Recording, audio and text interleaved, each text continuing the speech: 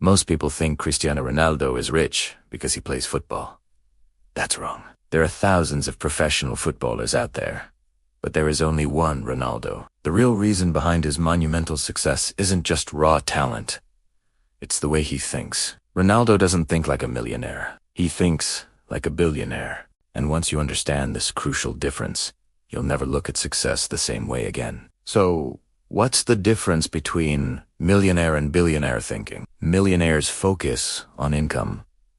Billionaires focus on systems. A millionaire asks, "How much can I earn this year?" But a billionaire asks, "How can this pay me forever?" Ronaldo knew very early on that a football salary, no matter how huge, eventually ends. So while other players were spending their money, he was busy building leverage. He was building systems that would outlast his career on the pitch. That is classic billionaire thinking. Ronaldo doesn't see himself as just a footballer. He sees himself as a global brand. CR7 isn't simply his initials and number. It's a sprawling business empire.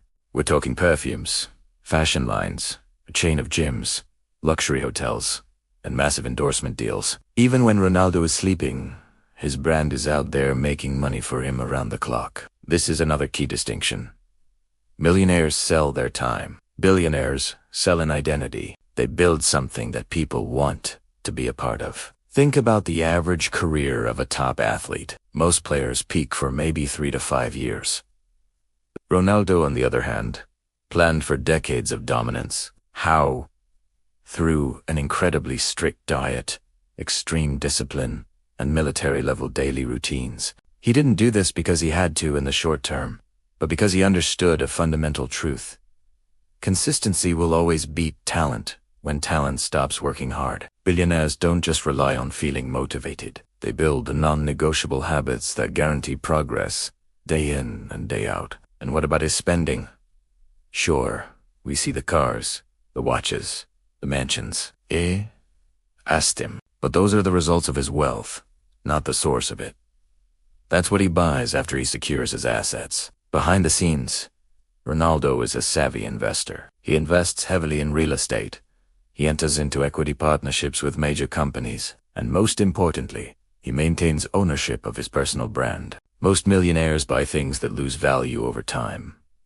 Billionaires buy things that buy them freedom. Ronaldo made absolutely sure that money would continue to chase him long after he hangs up his boots. Billionaires also understand the power of attention. They don't beg for it. They control it. Ronaldo commands one of the most powerful and engaged social media audiences on the entire planet. Brands don't just pay him for a post. They pay for access to his world, to his followers, to the attention he commands. In today's world, attention is the new oil, and Ronaldo doesn't just have a barrel. He owns the entire oil well. So here's the final, most important difference. A millionaire asks, "How do I get rich?" A billionaire asks, "How do I become unavoidable?" Ronaldo never chased money.